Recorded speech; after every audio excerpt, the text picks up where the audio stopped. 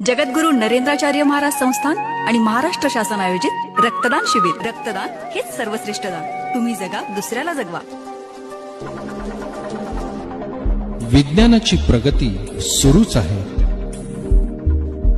परंतु आजपर्यंत आपण मानवी रक्ताला पर्याय उपलब्ध करू शकलेलो नाही.